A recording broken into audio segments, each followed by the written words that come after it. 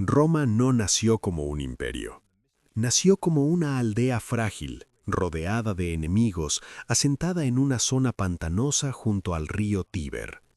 No tenía riquezas excepcionales, ni una ubicación privilegiada, ni una cultura dominante.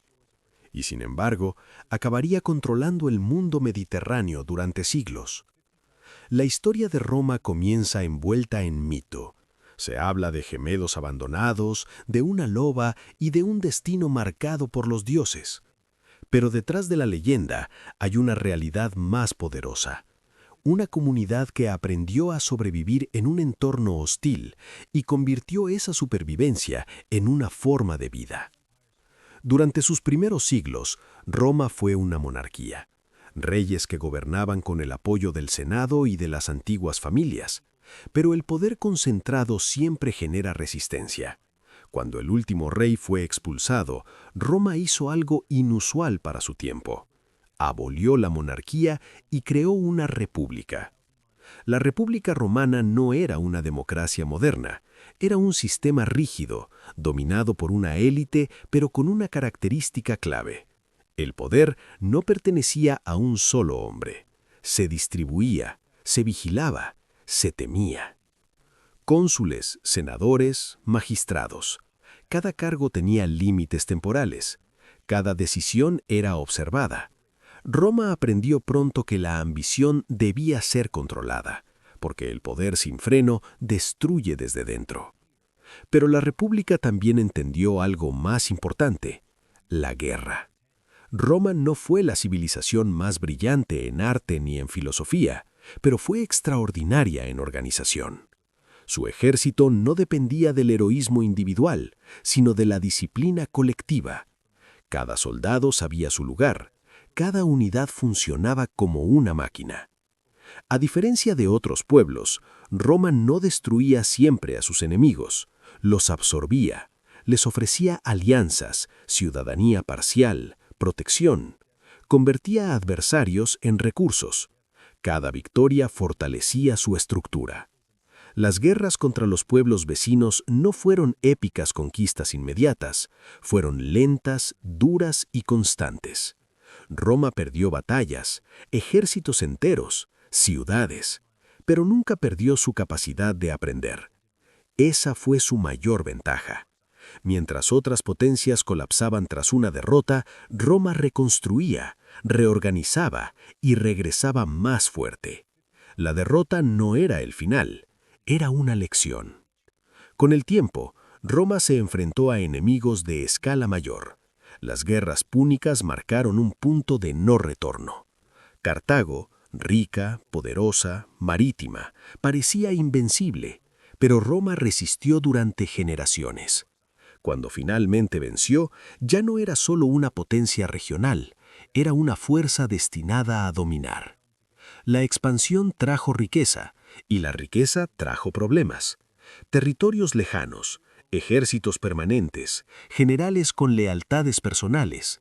El equilibrio republicano comenzó a resquebrajarse.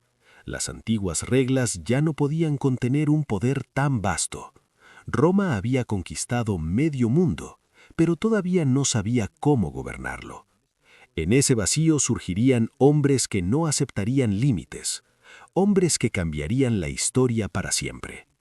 La expansión convirtió a Roma en la potencia dominante del Mediterráneo, pero también sembró las semillas de su propia inestabilidad. La República había sido diseñada para gobernar una ciudad y su entorno inmediato, no un territorio que se extendía desde Hispania hasta Asia Menor. Las antiguas reglas comenzaron a fallar bajo el peso del éxito. Las guerras constantes trajeron botín, esclavos y riqueza en cantidades nunca vistas. Pero esa riqueza no se distribuyó de forma equitativa. Las grandes familias senatoriales acumularon tierras y poder, mientras los pequeños propietarios, antiguos soldados, regresaban a casa para descubrir que sus campos habían sido absorbidos por latifundios trabajados por esclavos. La brecha social se abrió lentamente, pero de forma irreversible. En Roma, las tensiones ya no se resolvían solo en el Senado, se trasladaron a las calles. Motines, enfrentamientos, violencia política. Los hermanos Graco intentaron reformar el sistema para devolver tierras a los ciudadanos pobres. Su destino fue una señal clara de lo que estaba por venir. Ambos fueron asesinados. La violencia entró oficialmente en la política romana. A partir de ese momento, el poder dejó de ser únicamente institucional, comenzó a depender de la fuerza. Los ejércitos que antes respondían al Estado empezaron a responder a los generales que los pagaban, los recompensaban y les prometían tierras. La lealtad se volvió personal. Roma ya no tenía un solo ejército. Tenía muchos, cada uno con intereses propios. Las guerras civiles se convirtieron en una constante. Mario y Sila demostraron que un general podía marchar sobre Roma y tomar el poder por la fuerza. Algo impensable décadas atrás ahora era posible. El precedente estaba marcado. La República seguía existiendo en apariencia. Había cónsules, elecciones, leyes, pero en el fondo el sistema estaba roto. El poder real pertenecía a quienes controlaban las legiones. Roma se transformó en un escenario donde ambición, miedo y propaganda se entrelazaban. Los ciudadanos votaban, pero las decisiones se imponían con espadas. La política se volvió un juego peligroso, donde perder significaba el exilio o la muerte. En ese contexto surgieron figuras extraordinarias, generales brillantes, políticos carismáticos, hombres capaces de movilizar masas. Prometían orden, reformas, estabilidad. Cada uno afirmaba actuar por el bien de la República, pero todos compartían un objetivo oculto, el control absoluto. Las alianzas se volvieron temporales, los pactos frágiles. El poder ya no se heredaba ni se elegía, se conquistaba. Roma estaba atrapada en una paradoja. Había creado el imperio más poderoso de su tiempo, pero sus instituciones no podían sostenerlo. Cada victoria exterior aceleraba el colapso interno. La pregunta ya no era si la República sobreviviría, la pregunta era quién tomaría su lugar. Porque cuando un sistema deja de funcionar, alguien siempre ocupa el vacío. Y en Roma, ese alguien estaba a punto de aparecer. Cuando la República entró en su fase final, Roma ya no era gobernada por leyes, sino por hombres. El sistema seguía existiendo en los documentos, pero en la práctica había sido superado por la realidad del poder militar. Las instituciones no desaparecieron de golpe, fueron vaciadas lentamente. El conflicto dejó de ser ideológico, se volvió personal. Los generales más poderosos ya no luchaban solo contra enemigos externos, sino entre ellos. Cada victoria ampliaba su influencia, cada legión aumentaba su capacidad de imponer decisiones. Roma se convirtió en el premio final. Las guerras civiles desgarraron el corazón del mundo romano. Ciudades saqueadas por romanos, ejércitos romanos enfrentándose entre sí. El concepto de patria se diluyó frente a la lealtad individual.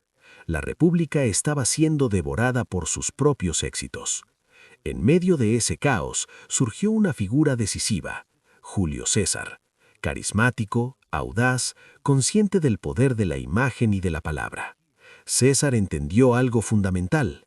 Para gobernar Roma no bastaba con vencer en el campo de batalla, había que controlar el relato. Sus campañas militares le dieron prestigio, su cercanía con el pueblo le dio apoyo popular. Su desafío al Senado marcó el punto de no retorno. Cuando cruzó el Rubicón, no solo inició una guerra civil, declaró el fin del antiguo equilibrio. La victoria de César fue rápida, pero su destino estaba sellado. La República no podía aceptar a un hombre demasiado poderoso. Su asesinato fue un último intento desesperado de salvar un sistema que ya no existía. La muerte de César no devolvió la República, la enterró definitivamente.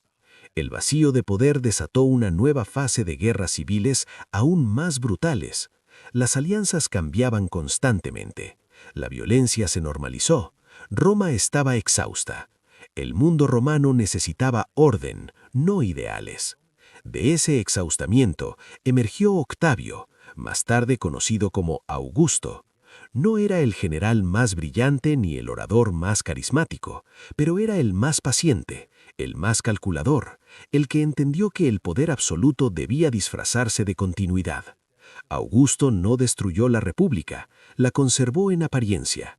Mantuvo el Senado, las magistraturas, las tradiciones, pero concentró todo el poder real en sus manos. No se proclamó rey, se presentó como el primer ciudadano. La Roma aceptó el acuerdo. Después de décadas de guerra, el imperio ofrecía algo irresistible: paz. La llamada Pax Romana no fue ausencia total de violencia, sino estabilidad. Las fronteras se consolidaron, las rutas comerciales florecieron, las ciudades crecieron. El Imperio Romano alcanzó una escala sin precedentes, desde Britania hasta el norte de África, desde Hispania hasta Asia Menor. Una red de caminos, leyes y ejércitos mantenía unidos